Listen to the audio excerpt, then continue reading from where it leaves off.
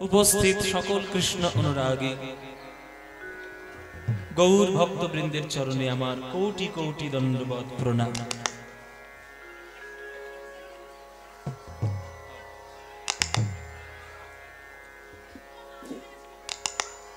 আমার সকল গুরুবর্গের চরণে আমার শত সহস্র কোটি দণ্ডবৎ প্রণাম।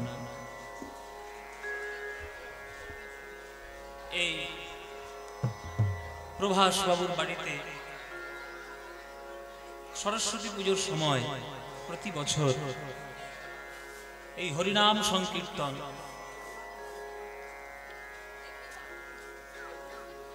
আস্বাদন করার জন্য আপনারা দূর দূরান্ত থেকে ছুটে প্রতি বছর এখানে আসেন। আমরাও মোটামুটি প্রায় বছর এই হরিনাম সংকীর্তনের আসরে আমরাও আসি গান শোনানোর জন্য। হরিনাম সংকীর্তন যেটি বাংলার মানুষের অত্যন্ত প্রিয় গান, এই গান শুদ্ধ বাঙালি এবং শুদ্ধ ভক্ত এবং শুদ্ধ কীর্তন গায়ক এবং কীর্তন শ্রোতা যতদিন থাকবে ততদিন কীর্তন শ্রেষ্ঠ হয়েই থাকবে। কীর্তন শ্রেষ্ঠ ছিল, কীর্তন শ্রেষ্ঠ আছে, কীর্তন শ্রেষ্ঠই থাকবে। শুধু মাঝখানে কিছুদিন একটু সমস্যা তৈরি হয়, এটা সব জগতেই হয়। দেখবেন ভালো আম বাগানে মাঝে মাঝে এসে অনেক পশু, বানর, হনুমান এসে মাঝে মাঝে বাগানটাকে মাঝে মাঝে একটু ব্যতিব্যস্ত করে যায়, কিন্তু আম বাগান তো আম বাগানই থাকে। কীর্তন হচ্ছে সুপক্ক একটা মিষ্টি ফলের প্রেম আম, সেই আমটাকে আস্বাদন করতেও জানতে হয়। যারা আম আস্বাদন কখনো করেনি তারা আমটাই যে অমৃত ফল কি করে বুঝবে? আম আস্বাদনের জন্য আমকে ফলাতে হবে, তাকে সঠিকভাবে পরিচর্যা করে বড় করতে হবে, তবে তো মিষ্টি আম পাওয়া যাবে। এই কীর্তন গায়ক বা কীর্তন গান এমন একটা সুপরিপক্ক আম, এটাকে সঠিকভাবে আস্বাদন করতে গেলে গুরুচরণ আশ্রয় করা চাই। গুরুচরণ আশ্রয় করে সঠিক গুরুর চরণে বসে ভজন সাধনের পর তবেই কীর্তনের যে পরিপক্ক রস সেটাকে আস্বাদন করা যায়। এখনকার দিনে আমরা যে কীর্তনটাকে খুব হেলায় ফেলা এবং অবহেলা এবং যা তা মনে করে নিয়েছি, সেটা অ্যাকচুয়ালি নয়।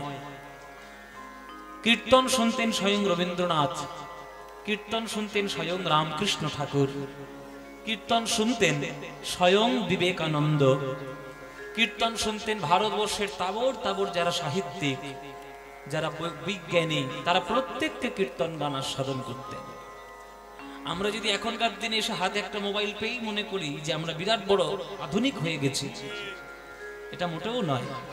কেননা যত বড়ই আমরা আধুনিক হই না কেন, আমার বিশ্বাস রবীন্দ্রনাথ ঠাকুরের থেকে বড় আধুনিক আর কেউ নেই।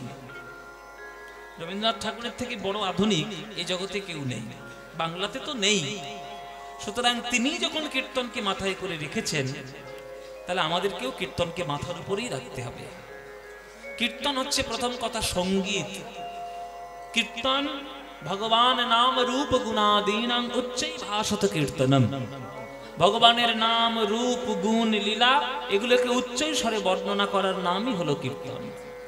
সেই কীর্তন যদি কেউ সঠিক শুদ্ধ গাইতে পারে এবং সঠিক শুদ্ধ শুনতে পারে, তার হৃদয়ের মধ্যে প্রেম অবশ্যই হবে, অনেক লাভ হবে। এই কীর্তন শুনলে কি কি লাভ হয়? কীর্তন শুনলে কি কি লাভ হয় তার একটি শ্লোকের মধ্যে মহাপ্রভুর বর্ণনা করা আছে যে একবার সঠিক কীর্তন গানের মধ্যে 7খানা ফল লাভ হয়ে যাবে। কি কি ফল? যেটা আমি শ্লোকের মধ্যে বর্ণনা করলাম সেইটা মহাপ্রভুর শিক্ষাষ্টকের মধ্যে এই একটা শ্লোকের মধ্যে পড়ে যে কীর্তন শুনলে আমাদের কি কি লাভ হয়। শুনে না, কীর্তনের মধ্যে কি কি লাভ হয় মায়েরা? একবার সঠিক কীর্তন শুনলে কি লাভ, যে শ্লোকটা বললাম মহাপ্রভুর বদনাশ্রিত, মহাপ্রভুর মুখ নিঃসৃত বাণী।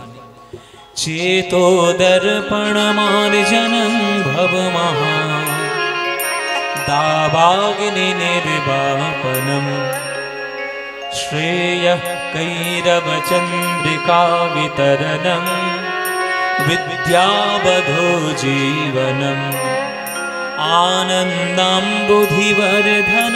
प्रतिपदं पूर्णामृतस्वादनं सर्वात्मस्नपनं परं विजयते श्रीकृष्ण संकीर्तनम्। এবার এটার ব্যাখ্যা। এক নম্বর লাভ কি হয়? চেতো দর্পণ মার্জনম। চেত মানে চিত্ত, চিত্ত মানে মন, মন রূপী দর্পণ। দর্পণ মানে কি মায়েরা? আয়না। আর মার্জনম মানে, মার্জনম মানে কি? পরিষ্কার করা, মেজে ঘষে তাকে পরিষ্কার করা। তাহলে চেতো দর্পণ মার্জনম মানে মন রূপী আয়নাকে মেজে ঘষে পরিষ্কার করতে পারে এই হরিনাম। মানে কেউ যদি সঠিক কীর্তন শোনে আর সঠিক ভজন সাধন করে, তার হৃদয়ের মধ্যে যত কলুষতা আছে, যত পাপ আছে, অপরাধ আছে, অন্যায় রয়েছে, ওই মন আয়নাটার মধ্যে সব ধুয়ে মুছে পরিষ্কার হয়ে একেবারে উজ্জ্বল ঝকঝক করে উঠবে। আপনারা বলবে যে তার প্রমাণ কোথায়? তার প্রমাণ একদম জলজল করছে। উদাহরণ বাল্মীকি। বাল্মীকি একটা ডাকাত ছিল, একটা দস্যু ছিল, হরণ করে নিত। রত্নাকর তখন তার নাম ছিল। কিন্তু কৃপা যখন সে পেল, সঠিক শুদ্ধ ভক্ত যখন হলো, রাম নামের মধ্যে তার হৃদয়টা যখন পরিষ্কার হলো, তখন সে ঋষি বাল্মীকি হয়ে উঠল। ঋষি বাল্মীকি, বাল্মীকি মানে কি? এমন একটা ঋষি হয়ে উঠলেন যে তিনি কলম যেভাবে চালালেন সেইভাবেই ভগবান লীলাও করলেন। ভক্ত সাধনার ক্ষেত্রে এত উচ্চ স্তরে উঠতে পারে যে নিজের আঙুলের ডগায় ভগবানকে পর্যন্ত নাচাতে পারে। তবে সেইটা করার মতো তোমার সাধনা চাই। তুমি সাধনা করবে না, পরের ক্ষতি করে বেড়াবে, কি করে কার সর্বনাশ হবে সেইটা করবে। যতদিন রত্নাকর ছিল, যা লিখেছে ভগবান তাই করেছে? করেনি। যেই বাল্মীকি হলো, তিনি যেভাবে লিখে দিয়ে গেছেন রামায়ণ, ভগবান এসে ঠিক সেইভাবেই করে গেছেন রামায়ণ। কেননা তারা ত্রিকালদর্শী ঋষি ছিলেন, যে কি কি হতে পারে এটা আগে থেকেই তারা দেখে নিতে পারতেন। এটা আগে থেকেই দেখা যেত। তাদের সেই সাধনা ছিল, আমাদের সেই সাধনা নাই। তাই আমরা অতি নগণ্য, অতি জঘন্য, অতি নীচ পাতক। আর তারা হলেন শ্রেষ্ঠ ঋষি, ভারতবর্ষের শ্রেষ্ঠ মুনি ঋষি। ওই জন্যে মনরূপী আয়নাকে মেজে ঘষে পরিষ্কার করতে পারে আমার এই হরিনাম। তাহলে হরিনামে এক নম্বর লাভ, মন পরিষ্কার হয়ে যাবে। দু নম্বর লাভ কি? বিদ্যাবধূ জীবনম চেতো দর্পণ মার্জনং ভব মহদাবাগ্নি নির্বাপনম। সারা বিশ্ব সংসারের যে হিংসা বিদ্বেষের আগুন জ্বলছে, মহাপ্রভুর দেওয়া হরিনাম যদি মহাপ্রভুর পথেই যদি কেউ আবার নতুন করে শুরু করতে পারে, তাহলে জগতের হিংসা একদিনেই দূর হয়ে যাবে। কিন্তু আমরা তো সে কেউ করছি না। আমরা শুধু আগুনটা জ্বালাতেই ব্যস্ত, আগুন নেভাতে কেউ ব্যস্ত নেই। কিন্তু হবে যদি কেউ করতে পারে। দু নম্বর লাভ। তিন নম্বর লাভ কি? শ্রেয় কৈরব চন্দ্রিকা বিতরণম। মঙ্গল রূপে শালুক বিকশিত হয় এই হরিনামের আলোয়। হরিনাম শুনলে মঙ্গল হয়, মঙ্গলটা হৃদয়ের মধ্যে গ্রহণ করতে হবে। ও মায়েরা, রাজহংস কাকে বলে জানো? জল আর দুধ মিশিয়ে দিলে যে হাঁস জলটাকে ফেলে দিয়ে শুধুমাত্র দুধটাকেই টেনে নেয়, তাকেই বলে রাজহংস। তাকেই বলে রাজহংস। অন্য হাঁস কিন্তু সেটা পারবে না, একমাত্র রাজহংসই পারবে। জল আর দুধ মিশিয়ে দিন, যেটা জল পড়ে থাকবে দুধটা ঠিক টেনে নেবে, এটা তার বৈশিষ্ট্য। সেই রকম হরিনামের মধ্যে অনেক কিছু প্রসঙ্গ হয়, কিন্তু হরিনামের মঙ্গল দিকটা যদি কেউ গ্রহণ করে নিতে পারে, তাহলে সে হরিনামের রাজহংস হয়ে হরিনামের সঠিক ভক্ততে রূপান্তরিত হতে পারে। মঙ্গল রূপী শালুক বিকশিত হয় হরিনামে। তিন নম্বর লাভ। চার নম্বর লাভ কি? বিদ্যাবধূ জীবনম। জগতে শ্রেষ্ঠ বিদ্যা লাভ করা যায়। মায়েরা বলবে, বাবা শ্রেষ্ঠ বিদ্যা লাভ করা যায়, তাহলে ছেলেটাকে মাধ্যমিক না পড়ে কি কীর্তন শোনাবো? এই যে কালকের থেকে উচ্চ মাধ্যমিক শুরু, যারা উচ্চ মাধ্যমিকের স্টুডেন্ট তারা এক রাত কীর্তন শুনে গেলে পাশ করে যাবে না। ওই বিদ্যাটা শেখানোর জন্য কীর্তন নয়, ওটা তো জাগতিক বিদ্যা। কিন্তু যে বিদ্যা পাওয়ার পর জগতের আর কোনো বিদ্যার প্রয়োজন নাই, সেটাই হলো পারমার্থিক বিদ্যা। সেই বিদ্যার যদি কেউ গ্রহণ করে নিতে পারে, সেই জগতে শ্রেষ্ঠ হবে, শিক্ষিত সেই হবে। আপনারা যারা গান শুনতে এসছেন, আপনারা তো ইতিহাস পড়েছেন। একটা পিএইচডি করা বাংলা বা ইংরেজি যে কোনো সাবজেক্টের একটা পিএইচডি করালো, সে বিরাট বড় পড়াশোনা করেছে। তাকে কেউ গলায় মালা দিয়ে, কেউ মূর্তি বানিয়ে তার চরণে কেউ পুজো করে? কেউ করে না। আর রামকৃষ্ণ ঠাকুর স্কুলের গণ্ডি মারায়নি, স্কুলের ধারে বারে জীবনে যায়নি, কিন্তু যে শিক্ষা তিনি দিয়ে গেছেন, আজ আমরা তাকে ভগবান বলে মনে করে তার গলায় মালা পরিয়ে তার আদর্শ পথে আমরা চলার চেষ্টা করছি। যারা নাস্তিক লোক তারা বলবে এতে লাভটা কি হচ্ছে? লাভটা কি হচ্ছে? লাভ একটাই হয়েছে, বিবেকানন্দের মতো একটা বীর সন্ন্যাসী আমরা পেয়েছি, যে ভারতবর্ষের আইডেন্টিফিকেশন সারা বিশ্ব মাঝে একবার তুলে ধরেছে। আপনি তো এত পড়াশোনা করলেন, ভারতবর্ষের জন্য কি করেছেন? আপনার নাম কেউ জানে ভারতবর্ষের বাইরে? যান আমেরিকা চলে যান, আমেরিকা শহরে একটা গোটা রাস্তার নাম লেখা আছে দ্য বিবেকানন্দ ওয়ে। ঘরে বাঙালির ঘরের একটা ছেলে আমেরিকায় গিয়ে এমন বক্তৃতা দিয়ে এসছে যে আমেরিকার মতো পাশ্চাত্য দেশে আধুনিক শহরে একটা রাস্তা বিবেকানন্দর নামে উৎসর্গ করা। আর তুমি পড়াশোনা করে এই করে ওই করে নানান রকম যুক্তিবাদী হয়ে কি করছো না? জগতের মঙ্গল করছো, ছাই করছো, কিচ্ছু করছো না, শুধু নিজের আখের গোছাচ্ছ। সুতরাং পারমার্থিক বিদ্যা পেলে যে শিক্ষায় শিক্ষিত হওয়া যায়, জাগতিক বিদ্যায় সেই শিক্ষা লাভ করা যায় না। কেননা জাগতিক বিদ্যা লাভ করলে আপনি ইঞ্জিনিয়ার হবেন, ডাক্তার হবেন, মাস্টার হবেন, প্রফেসর হবেন, ব্যবসাদার হবেন, শিক্ষক হবেন, কিন্তু ভক্ত হতেও পারেন, নাও হতে পারেন। কিন্তু পারমার্থিক বিদ্যায় উন্নত হলে এক চান্সে সে ভক্ত হয়ে যাবে। আর যে একবার ভক্ত হয়ে যেতে পারে, সে জগতের সকল কিছু এক নিমেষে জয় করতে পারে। প্রহ্লাদের বাবা হিরণ্যকশিপু প্রহ্লাদকে জিজ্ঞেস করছে যে তোকে এত দামি স্কুলে পাঠালাম ষণ্ডমর্কের কাছে, কি শিখলি আমায় বল, কি শিক্ষা লাভ করেছিস, জগতের শ্রেষ্ঠ শিক্ষা কি? তখন প্রহ্লাদ হাত জোর করে বলেছিল, বাবা জগতের শ্রেষ্ঠ শিক্ষা কি জানো? শ্রবণং কীর্তনং বিষ্ণু শরণং পাদ সেবনম অর্চনং বন্দনং স্বক্ষং দাস্বং আত্মনিবেদনং। নববিধা ভক্তি লাভ করাটাই হলো জগতের শ্রেষ্ঠ শিক্ষা। তাহলে হরিনাম শুনলে বা কীর্তন শুনলে আপনার লাভ হবে, আপনার পারমার্থিক বিদ্যায় আপনি উন্নত হবেন। তা 4 নম্বর। 5 নম্বর লাভ আনন্দাম্বু ধীবর্ধন, আনন্দের সাগরকে আরো বাড়িয়ে দিতে পারে হরিনাম। কীর্তন শুনে কারোর নিরানন্দ হয়েছে এমন আছে মেয়েরা? কীর্তন শুনলে তোমাদের আনন্দ হয় তো নাকি? হয় না? আনন্দ হয় না? যদি না হয় কি করতে কেন এসে বসেছে সন্ধ্যেবেলায়? যদি কীর্তন শুনে আনন্দ না হয়, ঘরে বসে সিরিয়াল দেখো, মৌচাক নাকি কি সব সিরিয়াল বেরিয়েছে, ওই সবগুলো গিয়ে দেখো, অনুরাগের ছোঁয়া। এই দেখো, তোমাদের বলবো কি, ঘরের লোকটাই দেখে। একে আজকে কলকাতা থেকে যাওয়ার সময় গঙ্গার জলে ফেলে দেবো আমি। তাহলে আনন্দ যদি পেতে হয়, সঠিক আনন্দ, কীর্তন শোনা। 5 নম্বর লাভ। 6 নম্বর লাভ প্রতিপদং পূর্ণামৃতস্বাদনং, কীর্তনের প্রতি পদে পদে অমৃতের স্বাদ যদি কেউ অমৃতটা খুঁজে নিতে পারে। যেখানে দেখি বিছাই উড়াইয়া দেখো তাই পাইলেও পাইতে পারো অমূল্য রতন। ছাইয়ের গাদা থেকে যদি অমূল্য রতন কেউ পেতে পারে, কীর্তন তো ছাই নয়, কীর্তন তো অমৃতের সমুদ্র। সেই সমুদ্র থেকে প্রেম অমৃত যে করিয়ে নিতে পারবে, তার জীবন ধন্য হবে। হ্যাঁ, 6 নম্বর লাভ আনন্দের অমৃত পেয়ে যাবে, প্রতি পদে পদে অমৃত। আর শেষ লাভ 7ম লাভ কি?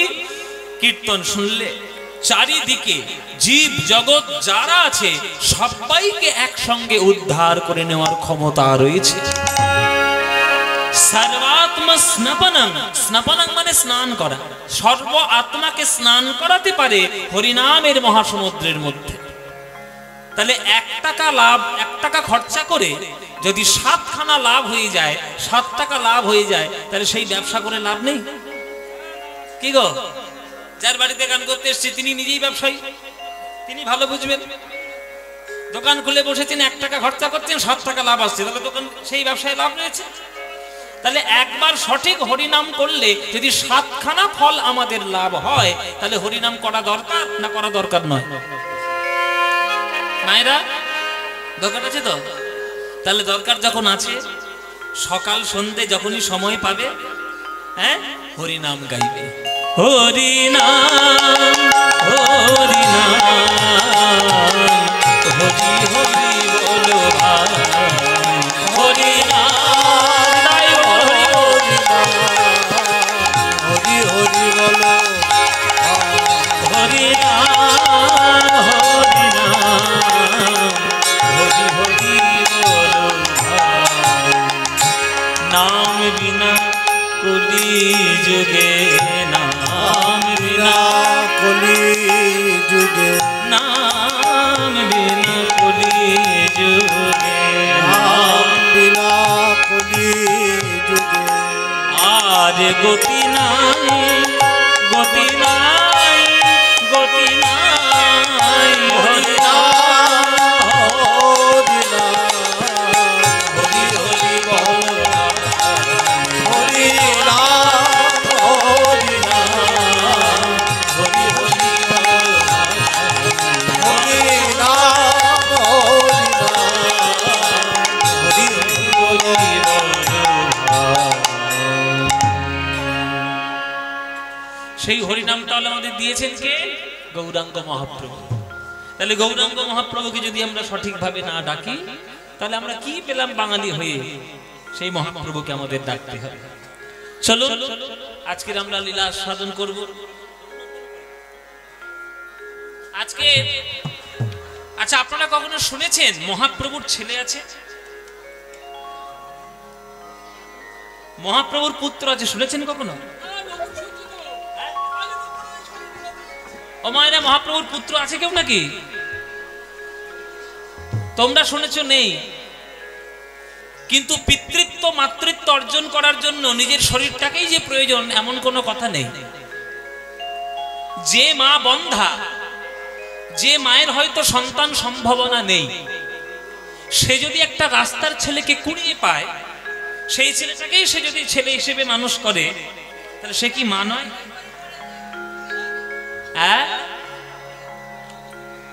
তাহলে সে কি মা নয়? সে তো মা।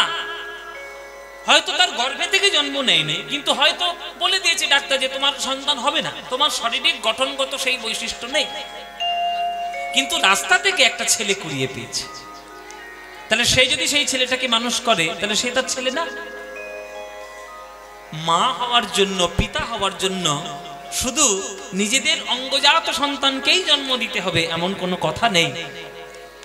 মাতৃত্ব পিতৃত্ব অনেক ভাবে উপার্জন করা যায়। তাই মহাপ্রভুর ঔরসজাত নয়, মহাপ্রভুর অঙ্গজাত নয়, কিন্তু মহাপ্রভুর পুত্র বলেই তিনি গৌড়ীয় বৈষ্ণব সমাজে প্রতিষ্ঠিত। আজকে আমরা তাঁর কথা সাধন করব। তিনি কে, তার কি করে জন্ম, কোথা থেকে এলো, সব ডিটেলস ঘটনা আজকের আমরা আস্বাদন করব। কেননা তার জন্ম যেদিন হয়েছিল সেটা গতকাল চলে গেছে, তিথিটা চলে গেছে গতকালকে। গতকালকে কি ছিল মায়েরা? হ্যাঁ, সরস্বতী পূজা। তাহলে গতকাল সরস্বতী পুজো হয়েছে। এই সরস্বতী পুজোর দিনে ওই ভক্তের জন্ম হয়েছে। হ্যাঁ, তো সেই সরস্বতী পুজোর দিনে কে জন্ম নিল, মহাপ্রভুর পুত্র রূপে কে এলো, সব আমরা আজকে আমরা আস্বাদন করব একটা ভক্তের মাধ্যমে। সেই ভক্তের নাম হচ্ছে, তিনি বৈষ্ণব সমাজে বিরাট বড় দার্শনিক। তার দর্শন বৈষ্ণব গৌড়ীয় সমাজে সব থেকে শ্রেষ্ঠ। তিনি বর্ধমান জেলায় তার বাড়ি। আজকের আমরা তার সম্পূর্ণ ঘটনা আস্বাদন করব। তার নাম ভক্ত শ্রী শ্রী রঘুনন্দন ঠাকুর মহাশয়। রঘুনন্দন ঠাকুর তিনি কি করে জন্ম নিলেন, কেমন তার লীলা, সব আমরা আস্বাদন করব। চলুন। ও মা, কি হলো? এই দেখো, আবার জায়গা পেয়ে আবার জায়গার জন্য ঝগড়া মারামারি করছে। কি হলো? উনি হঠাৎ করে উঠে আসছে কেন? সামনে বসবে, লাস্টে এসে ফার্স্টে বসবে। তোমাকে সবাই পাঠিয়ে দিল, খুব ভালো কথা। সামনে বসেছো, লীলাটা পুরো মুখস্থ করে তোমায় যেতে হবে, ভালো করে শুনবে গানটা। হ্যাঁ চলো। আর সবাইকে বলছি, আর জায়গা নেই, আর কেউ ভেতরে ঢুকবে না। যে যেখানে দাঁড়িয়ে আছে ওইখানে চুপচাপ দাঁড়িয়ে যাও। কেননা অন্যান্য বছর গান করতে এসছি, এত লোক কখনো হয়নি। জি বাংলা থেকে ঘুরে এসছি তো, ওই জন্য বেশি লোক এসছে। হ্যাঁ এই জন্যে আমি জানি, আমার জানা আছে। হ্যাঁ ওই দেখো, আমি অন্য কথা বলছি, ভজ গৌরাঙ্গ করছে। যাই হোক, এত ভক্ত আজকে এসেছে। আমি আবার আসার সময় দেখলাম একটা ছোট্ট মতো পর্দা ওই বাঁশবাগানে দিয়েছি। হ্যাঁ ওই যে মাঠটাতে, যে বাঁশবাগানে যে মাঠটা আছে। তাই যাই হোক, এখানে জায়গা না ধরলেও হয়তো ওখানে লোক সব দেখছে। যতক্ষণ আছো, আমি যতক্ষণ আছি, যতক্ষণ মন দিয়ে গান শোনো, মন দিয়ে গান শুনে হৃদয়টা ভগবানের জন্য ভক্ত হওয়ার তৈরি করে নিয়ে তারপরে বাড়ি যাবে। কেমন? খুব মন দিয়ে শুনবে। ভক্ত রঘুনন্দন একটা বাচ্চা ছেলে আমাদের চোখে আঙুল দিয়ে দেখিয়ে দিয়েছিল যে ভগবানকে ডাকতে হয় কি করে। তোমরা বুড়ো হয়ে গেলে এখনো পর্যন্ত ভগবানের দেখাই পেলে না। আমিও তাই, এত বয়স হয়ে গেল ভগবানকে দেখাই পেলাম না। তাহলে কি করে ভগবানের দেখা পাবো? আমাদের চোখে আঙুল দিয়ে ওই ভক্তটা দেখিয়ে দিয়ে গেছেন, সেইটা আজকে আমরা লীলার মধ্যে জানবো। চলো শুরু করা যাক লীলা। রঘুনন্দন ঠাকুর, বর্ধমান জেলা শ্রীখণ্ড গ্রাম। দুই ভক্তের বাস, মুকুন্দ কবিরাজ, নরহরি কবিরাজ। দুই ভাই, মুকুন্দ কবিরাজ বড়, নরহরি কবিরাজ ছোট। দুজনের মধ্যে দুই ভাই আলোচনা করছে। এ দাদা, এই সংসারের মধ্যে কিছু নাই রে, সংসারের মধ্যে কিচ্ছু নাই, সংসার করবো না রে দাদা। সঙ্গই হলো সার। মাঝে মাঝে সং দেয় না, মেলায় মেলায় সং দেয়, দেখেছো মায়েরা? সং হয়, অথচ তারা কিন্তু সেটা নয়। পেট চালানোর জন্য, দুটো পয়সা রোজগার করার জন্য সং সেজে দাঁড়িয়ে আছে যদি দুটো পয়সা। আমরাও জগতে এসেছি সং সাজার জন্য। কেউ বাবা হয়েছি, কেউ মা হয়েছি, ভাই হয়েছি, ছেলে হয়েছি, মেয়ে হয়েছি। এটা আমাদের আসল পরিচয় নয়, এটা জগতে কাজ করার জন্য এসেছি। তাহলে আসল পরিচয় আমাদের কি? আমাদের আসল পরিচয় হচ্ছে আমরা কৃষ্ণের দাস। জীব নিত্য কৃষ্ণ দাস, ইহা ভুলি গেলা, তে কারণে মায়া পিশাচি গলায় বান্ধিলা। ধরিতে ধরিতে যদি সাধু বৈদ্য পায়, কৃষ্ণ নাম মন্ত্রে মায়া পিশাচি পালায়। তাই আমরা হলাম কৃষ্ণের দাস। ভুল করে জগতে কাজ করার জন্য আমরা এসেছি সংসারে। তাই দাদারে, সংসারে কিছু নাই, শুধু দুঃখ আর দুঃখ। সচল শুনেছি রাধা কৃষ্ণ মিলিত তনু সোনার গৌরাঙ্গ কলিযুগে লীলা করছেন নবদ্বীপে। তাকে যখন কাছাকাছি পেয়ে গেছি, আমরা কোথাও যাব না, ওই গৌরের চরণে মন সমর্পণ করব। কেমন? চল দাদা, চল চল। এই বলে দুই ভাই বর্ধমানের শ্রীখণ্ড গ্রাম থেকে নবদ্বীপে মহাপ্রভুর কাছে আসছে, মহাপ্রভুর চরণে সমর্পণ করবে বলে। এদিকে নবদ্বীপে মহাপ্রভু ভক্তগণ সঙ্গে নিয়ে তিনি হরিনাম সংকীর্তন করে করে বেড়াচ্ছে। সকাল বেলায় আমার প্রভু আমার জগতের হাতে ধরে পায়ে পড়ে বলে, তোরা একবার হরিনাম বল। হরিনাম বিনা গতি নাই, হরের নাম হরের নাম হরের নামৈব কেবলম, কলৌ নাস্তি বিনাস্তি বিনাস্তি গতিরন্যথা। কলিযুগে নাম বিনা গতি নাই, গতি নাই, গতি নাই। তাই তোদের হাতে ধরি পায়ে পড়ি, একবার হরি বল। মহাপ্রভু কীর্তন করছে। সুরধুনির তীরে তীর মহাবেল শৈল, সমবয় বালক সঙ্গ। সুরধুনির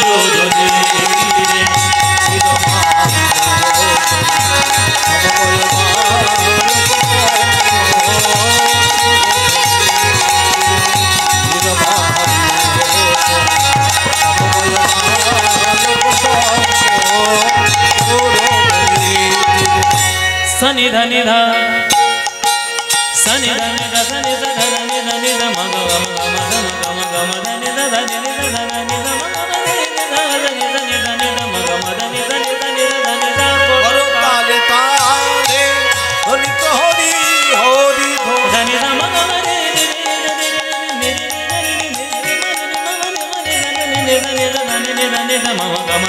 रे करो ताले ताले हरि तो हरि हरि धनी সে কি করছে দেখেছো? ওই দেখো ভালো ভালো দেখো দেখো ওই তো আমার গোরাই নাচে ওই তো আমার গোরাই নাচে ওই তো আমার গোরাই নাচে ওই তো আমার গোরাই নাচে ওই দেখো প্রেমানন্দে বাহু তুলে ওই তো আমার গোরাই নাচে আনন্দে বাহু তুলে ওই তো আমার গোরাই গোরাই নাচে গোরাই নাচে দেখো ওই তো আমার গোরাই নাচে গোরাই নাচে গোরাই নাচে ওই তো আমার গোরাই নাচে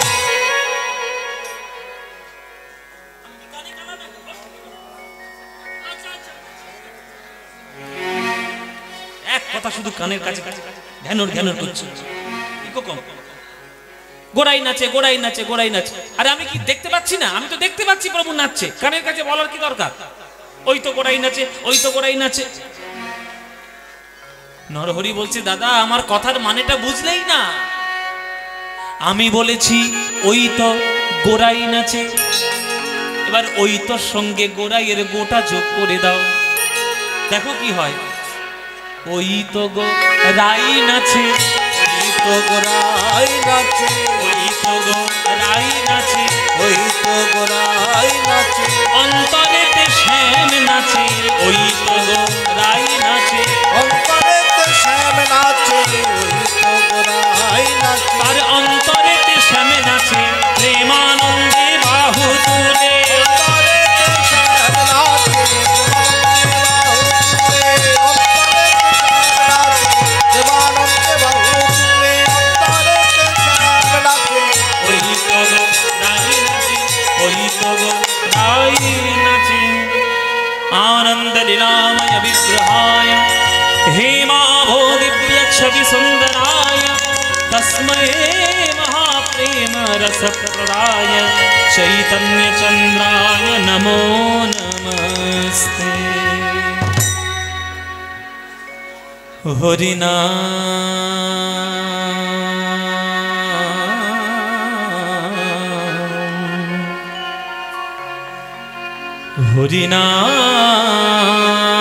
হরিনাম নাম বলো ভাই, হরিনাম বলো ভাই,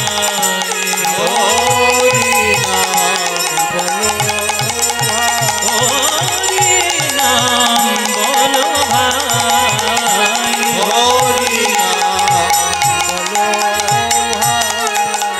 নাম বিনা এই কলি যুগে, নাম বিনা কলি যুগে নাম বিনা কলি যুগে, নাম বিনা কলি যুগে ওগো আর গতি নাই, আর গতি নাই, আর গতি নাই। উফ। এই এই এই ওইটা এখানে শুধু ওই যেখানে, হ্যাঁ তুমি ওমারে তোমরা কোন দিকে দেখছো? হ্যাঁ বাবারাও দেখছে, আমি কাউকে ডাকিনি, মহাপ্রভু ডাকছেন। ওই যে নরহরি আর মুকুন্দ দাঁড়িয়ে আছে না, মহাপ্রভু তার মধ্যে থেকে একজনকে ডাকছেন, এই তুমি এসো। কি ব্যাপার, তুমি তোমার কোথায় বাড়ি? তোমাকে তো আগে কখনো দেখিনি, এই গ্রামে এই নবদ্বীপের লোক তো তুমি নও। তখন নরহরি বলছি না প্রভু, আমার বাড়ি হচ্ছে শ্রীখণ্ডে, আমি শ্রীখণ্ডে থেকে এসেছি, আপনার কাছে আমি এসেছি। আমার কাছে কেন? প্রভু আমার অনেক দিনের সাথ, যদি তোমার সঙ্গে থাকতে পারি, হরিনাম গাইতে পারি, আমার সংসারের প্রতি কোনো মনই নেই, শুধু কৃষ্ণ নামের মধ্যেই মত্ত হয়ে থাকবো, তোমার চরণের দাস হয়ে থাকবো। এই জন্য এসছি প্রভু, তুমি তোমার চরণে একটু থাকতে দেবে?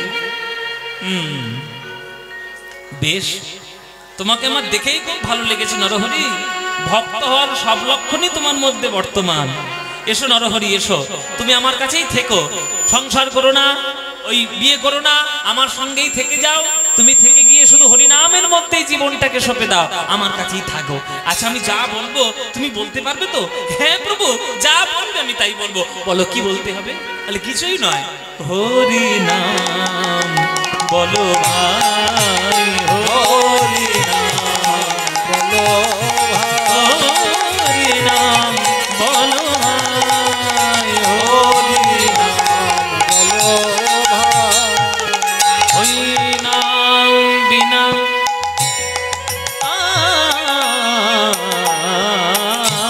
নাম বিনা কলি যুগে, নাম বিনা কলি যুগে আর গতি নাই, আর গতি নাই, আর গতি নাই, হরিনাম বলো হরিনাম বলো হরিনাম বলো ভাই, হরিনাম বলো ওগো নাম নাম নাম, কৃষ্ণ নাম নাম নাম নাম, নাম নাম নাম কৃষ্ণ